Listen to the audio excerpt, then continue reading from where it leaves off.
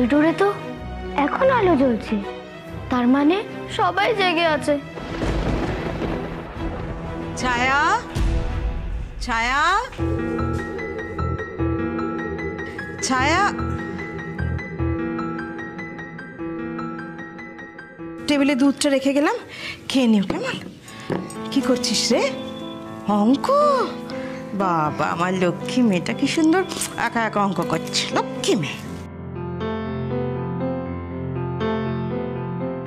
দূর, একা একা একটাও অঙ্ক করতে পারছি না, আর আলোটাও আসছে না।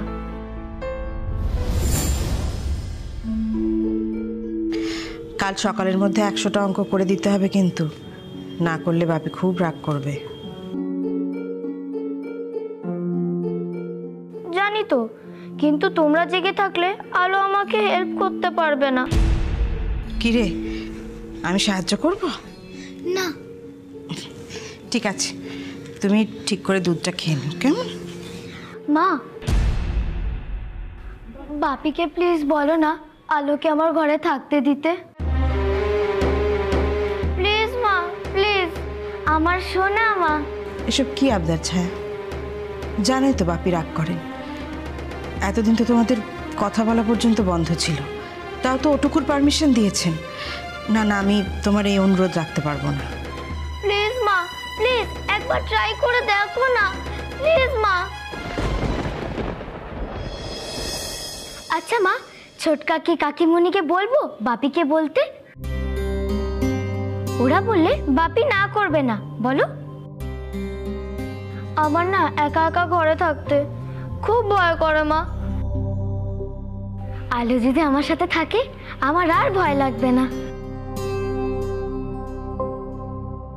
আমিও তো তাই চাই ছায়া, কিন্তু তোর বাপি তো রাজি হবে না রে।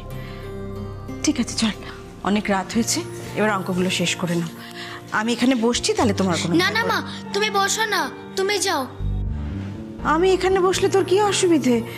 বরং তুই আটকে গেলে তো তোকে দেখিয়ে দিতে পারি।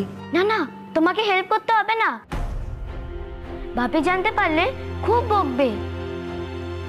আর এমনিতেও আমি তো তোমার কাছে পড়ি না। এবার এবার তুমি যাও, তুমি যাও না। আচ্ছা ঠিক আছে, তুমি দুধটা খেয়ে নিও, কিন্তু কেমন মনে করে খেয়ে নেবে।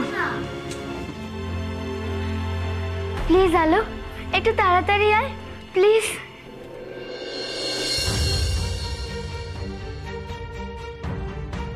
ঠাম্মি এখনো ঘুমোতে এলো না? ঠাম্মি না ঘুমোতে এলে তো আমি ছায়ার ঘরেও যেতে পারছি না।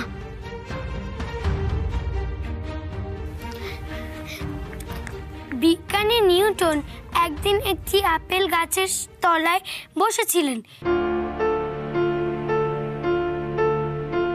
এই সময় তার সামনের গাছ থেকে একটি আপেল মাটিতে পড়ে। এই ঘটনা দেখে তার মনে প্রশ্ন জাগে, সব বস্তুই ভূপৃষ্ঠে এসে পড়ে কেন? এই প্রশ্নের উত্তর খুঁজতে গিয়ে তিনি মাধ্যাকর্ষণের ধারণা আবিষ্কার করেন। যদি মাধ্যাকর্ষণ না থাকতো তাহলে সবাই আকাশে পাখির মতন উঠতাম, পুরো এইভাবে।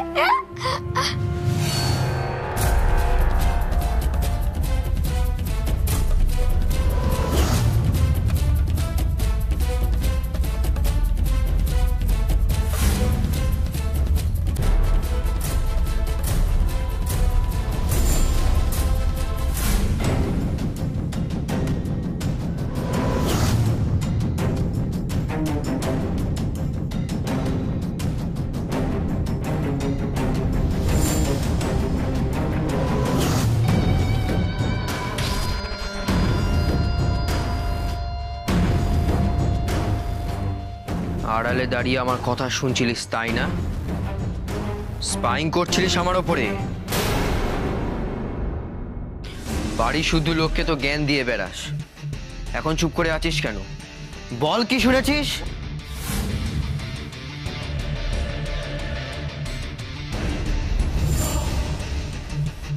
দেখ আলো, আমার ব্যাপারে নাক গলানোর চেষ্টা করিস না, তাহলে কিন্তু ভালো হবে না।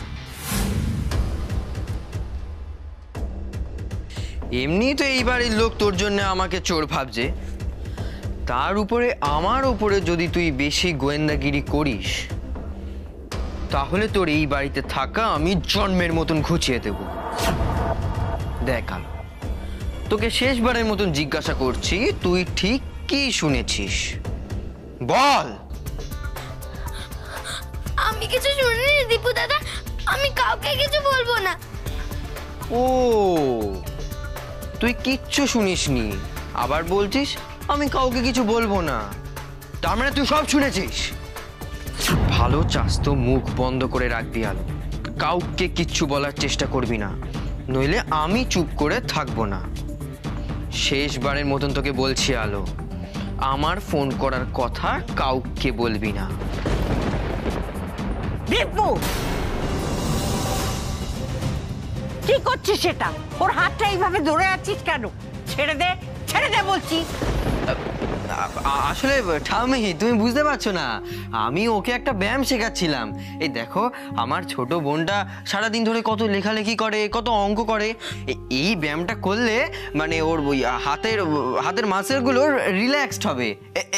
এই দেখালো, এই দেখালো তোর হাতটা, এই দেখালো এইভাবে। হ্যাঁ, এইভাবে করতে হয়, ঠিক আছে? ব্যায়াম? কিন্তু আমার তো দেখে মনে হলো তুই ওর হাতটা মুছতে দিচ্ছিস। এমা, আমি ওর হাত মুছড়াতে যাবো কেন? এই আলো, তুই ঠাম্মিকে বল আমি তোর হাত মুছড়াচ্ছিলাম না, তোকে আমি একটা এক্সারসাইজ শেখাচ্ছিলাম, এটাই তো ব্যায়াম। এই আলো, বল না ঠাম্মিকে, বল। ও কি বলবে? হ্যাঁ, আমি জানি হোস্টেলে থেকে তুমি অনেক রকম ব্যায়াম শিখে এসেছো, সেটা বাড়ি শুদ্ধ সবাই জেনে গেছে। এখন পাকামি রেখে দিয়ে এখানে থেকে পড়াশোনাটা করে আমাদের উদ্ধার করো তো। বাবা জ্যাঠারা কত আশা করে অত ভালো স্কুলে তোমাকে ভর্তি করেছিল, ছেলে মানুষ হবে, 10 জনের একজন হবে, আর ছেলে কি করলো? হ্যাঁ, ছেলে ফেল করে স্কুল থেকে পালিয়ে এলো। হ্যাঁ রে, তোর কি লজ্জাও করে না? আবার বাচ্চা বোনটার পেছনে লাগছি। উফ ঠাম্মি, সবসময় এক কথা ভালো লাগে না, ডিসকাস্টিং।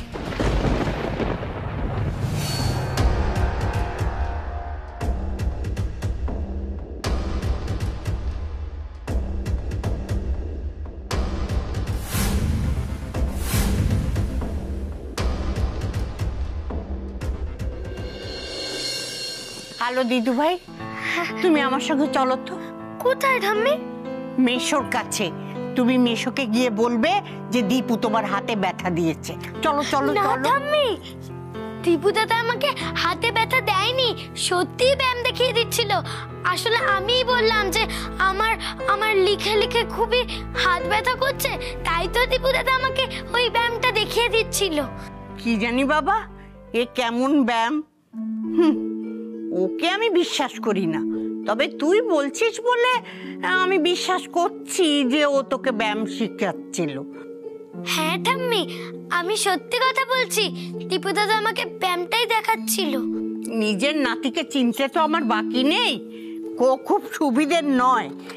তুই শুধু বললি বলে আমি বিশ্বাস করলাম যে ও তোকে ব্যায়াম শেখাচ্ছিল। এতক্ষণে নিশ্চয়ই সবাই ঘুমিয়ে পড়েছে। এবার ঠাম্মি ঘুমোলেই আমি ছায়ার ঘরে যেতে পারবো। 100টা অঙ্ক করতে তো অনেক সময় লাগবে। মালা, হ্যাঁ বৌদি, বলছি যে মার ঘরে জল দিয়েছিস? হ্যাঁ, মায়ের সমস্ত ওষুধগুলো গুছিয়ে রেখেছিস তো? কিছু চিন্তা করো না। আচ্ছা, রান্নাঘরে যেগুলো বলেছিলাম সব ভালো করে ঝাড়পোছ করে। মা এখনো এখানে আছে, কখন যাবে ঘরে? সবাই তো ঘরে চলে গেছে, মা যাচ্ছে না কেন?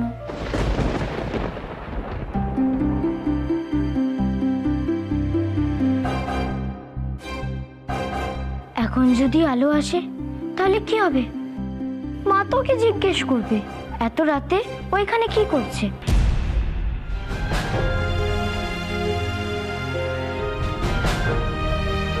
যা এবার যা, তাড়াতাড়ি, যেটা বললাম। বৌমনি, বৌমনি তুমি এখানে? আমি তোমার সারা বাড়ি খুঁজে যাচ্ছি জানো তো, সেই থেকে হয়েছে কি? খুব দরকার আছে, আমি একটা লিস্ট করেছি, সেই লিস্টটা তুমি একটু চেক করে দেবে। আচ্ছা চলো। কিসের লিস্ট? খুব দরকারি লিস্ট কিছু? খুব দরকারি লিস্ট, বাচ্চাগুলোর জন্য তো কেনাকাটা করতে হবে নাকি, পুজো আসছে। আমি ঠিক করেছি ওদের জন্য আমি শপিং করতে যাব, তুমি শুধু আমার লিস্টটা একটু চেক করে দাও। ঠিক আছে, তাড়াতাড়ি, আমার অনেক কাজ কিন্তু হাতে। চলো তো।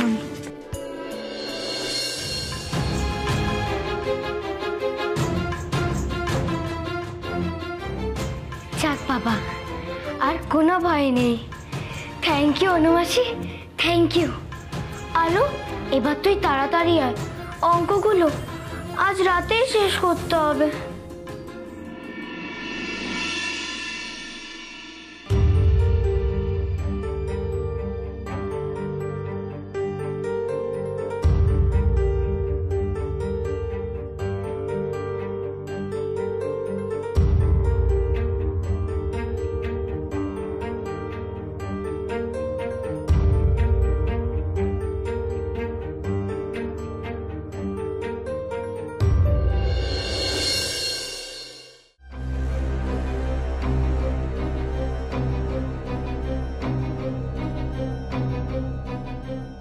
আলো তো এখনো এলো না।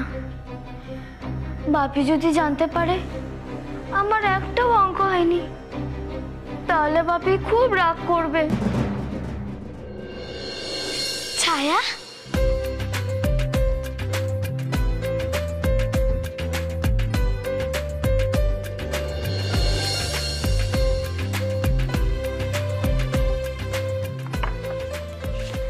আলো, আলো তুই এসে গেছিস? আমি খুব ভয় পেয়ে গেছিলাম, ভাবলাম তুই ঘুমিয়ে পড়েছিস আর আসবি না। দূর বোকা, তোকে আমি জেগে থাকতে বলে ঘুমিয়ে পড়তে পারি বল? চল চল, এবার অঙ্কগুলো করে নি, চল। কোনগুলো বল বল? হ্যাঁ, করে দিচ্ছি। আচ্ছা,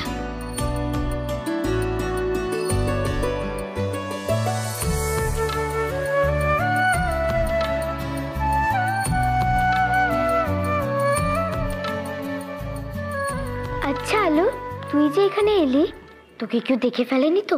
না না, কেউ দেখে ফেলেনি। পুজো আসছে না, তাই কাজে সবাই খুব ব্যস্ত। পুজোর সময় খুব মজা হবে বল? পুজোতে পড়াশোনাও থাকবে না, আর আমাকে তোর ঘরে লুকিয়ে লুকিয়ে আসতে হবে না অঙ্ক করার জন্য। ভাগ্যিস তুই ছিলি, নাহলে আমার অঙ্কটা কে করে দিত? তুই তো জানিস আমার অঙ্কে কি ভয়। কি হয় জানিস? যখন আমি অঙ্কগুলো করতে যাই, তখনই নাম্বারগুলো আমার চোখের সামনে নাচতে থাকে। 6 বদলে 9 লিখে ফেলি, 2 বদলে 4 লিখে ফেলি, সব গুলিয়ে যায়। তোর তো তাহলে ডাক্তারকে দেখানো উচিত রে ছায়া। দূর বোকা, অঙ্ক না পারলে স্যার বা ম্যামের কাছে যেতে হয়। ডক্টর আঙ্কেল কি করবে? না রে ছায়া, তোর মতন এরকম অনেকের হয়, তাই তারা ডাক্তারের কাছে যায়, আর ডাক্তার তাদের ভয় সারিয়ে দেয়। এই রোগটাকে কি যেন বলে, মনেই পড়ছে না। মনে পড়লে তোকে আমি বলবো। এই ভয়টার একটা নাম আছে, মেশোকে বললে মেশো বুঝতে পারবে। না না, বাবাকে কিছু বলিস না, আর খুব রাগ করবে। তুই বাপিকে বলবি না বল? প্রমিস? কিন্তু মেশোকে না বললে কি করে হবে বল? আমরা যেমন শরীর খারাপ হলে ওষুধ খাই, সেরকমই ভয় লাগলে, মন খারাপ হলে আমাদের ডাক্তারবাবুর কাছে যেতে হয়, তাহলে সব ঠিক হয়ে যায়। সেসব পরে হবে, আগে তুই আমার অঙ্কগুলো করতো, ততক্ষণ আমি একটু চকলেট খাই।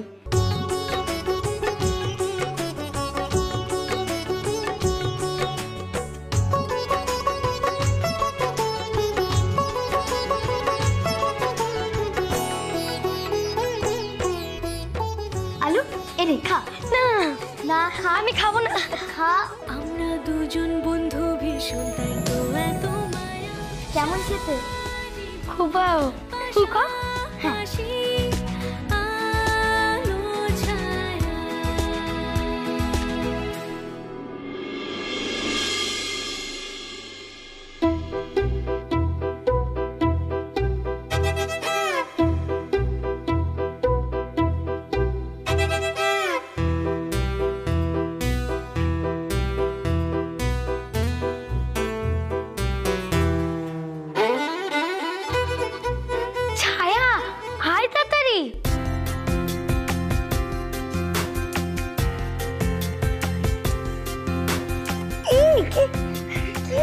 বলছিস আগে আমাকে অঙ্কটা করতে দিনি?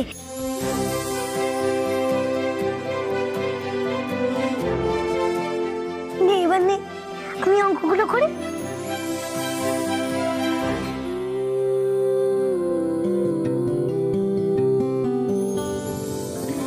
এই ছায়া, অঙ্কগুলো একটু দিয়ে আয়।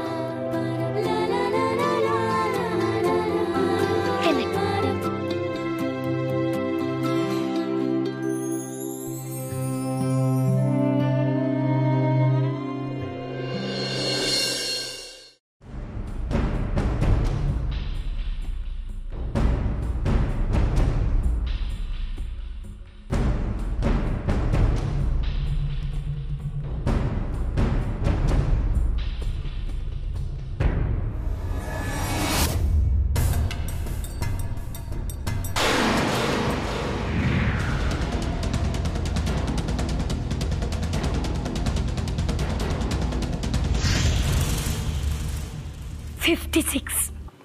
ওয়াও, কত ফাস্ট অঙ্ক করিস রে আলো। চুপ চুপ, এখন অঙ্কে ভুল হয়ে যাবে। চুপ, তুই কর, আমি করছি। আচ্ছা আলো, তুই তো 56 নম্বরে অঙ্কটা করছিস, বাকি অঙ্কগুলো এক্ষুনি শেষ হয়ে যাবে বল। আচ্ছা, তারপর কি তুই ঘরে চলে যাবি? হ্যাঁ, ঠাম্মি যদি ঘুম ভেঙে দেখে আমি পাশে নেই তাহলে খুঁজবে তো, আর সবাই জেনে যাবে আমি এখানে। আর মেশো যদি দেখে যে আমি তোর অঙ্ক করে দিচ্ছি তাহলে আবার আমাদের কথা বলা বন্ধ করে দেবে। দূর, কেউ জানবে না, সবাই তো ঘুমোচ্ছে। আচ্ছা, এই অঙ্কগুলো হয়ে গেলে একটা জায়গা যাবি। কোথায়? ওই যে পিছনে পুকুর পাড়ে। জানিস তো, রাতে না হলে অনেক জোনাকি দেখা যায়, আর কি সুন্দর লাগে জায়গাটাকে। আমি কোনোদিন দেখিনি, খালি গল্প শুনেছি। এই যাবি? না বাবা, যদি ধরা পড়ে যায়। কি হিরো, টাকা কোথায়? হ্যাঁ, টাকা কোথায়? চল বের কর, বের কর টাকা। কটা দিন বললে তো ফোনে যে কটা দিন সময় দেবে আমাকে, আমি ফেরত দিয়ে দেবো। আমি সময় দেবো কি রে? ফোন কেনার সময় সময় চেয়েছিলিস, তখন তো টাকা নিয়েছিলি। স্কুলে তো বড় লোক বলে দারুণ ফুটানি মারিস, আমাদের সিনিয়র বলে মানিসই না। টাকা নেওয়ার সময় কি ডায়লগ, এই টাকা নাকি ওর হাতের ময়লা। মা বাবা দিদা ওকে নাকি মোটা টাকার পকেট মানি দেয়। কিরে, মনে আছে দার্জিলিং থেকে ফেরার সময় কি বলেছিলি? সরি সন্তুদা, বুঝতেই তো পারছো পকেট নিয়ে একটু টানাটানি চলছে। তুমি চিন্তা করো না, আমি আমি আমি ভুলে যাবো না। আমি টাকা ফেরত দিয়ে দেবো। ঠিক 3 দিন সময় দিলাম, ঠিক 3 দিন। তার মধ্যে আমাকে টাকা দিবি, আর না হলে এই আলোচনাটা এবার তো জেঠুর সামনে হবে, মানে অলোকেন্দ্র অধিকারীর সামনে হবে। না না, তোমরা প্লিজ এরকম করো না, আমাকে কটা দিন সময় দাও, তার বদলে তোমরা আমার ফোনটা নিয়ে যাও। দাঁড়াও, আমি ফোনটা এনে দিচ্ছি। দাঁড়া, আমার শুধু টাকা চাই। 3 দিন, তার মধ্যে 46,000 টাকা। সোজা হিসেব মাথায় ঢুকিয়ে নে। হ্যাঁ, এই চ।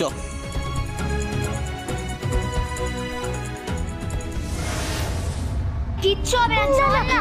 দেখলি না ঘুড়ি ওড়াতে গিয়ে কি হলো? আবার যদি সেরকম কিছু হয়। না না, তুই না খুব ভীতু। আমরা তো ছাদে যাচ্ছি না, পড়বো কি করে? তোর কিচ্ছু হবে না, চল। মোটেই আজ তোর কথা আমি শুনবো না, কিছুতেই শুনবো না। যাবি না তো? জেঠুমনি কথা শুনবি না তো? জেঠুমনি কি বলেছে? জেঠুমনি বলে প্রকৃতির থেকে শিক্ষা নিবি, সেটা হলো প্রকৃত শিক্ষা। বড়দের কথা তো শুনতে হয়, তাই না? বল, চল না আলো প্লিজ। আমার না খুব ভয় করে রে ছায়া, মেশো যদি আমাদের বকে, আবার যদি মেশো আমাকে আশ্রমে পাঠিয়ে দেয়। আমি তোকে যেতেই দেব না, তুই সব সময় আমার কাছে থাকবি। দেখি বাপি তোকে কেমন করে আশ্রমে পাঠায়।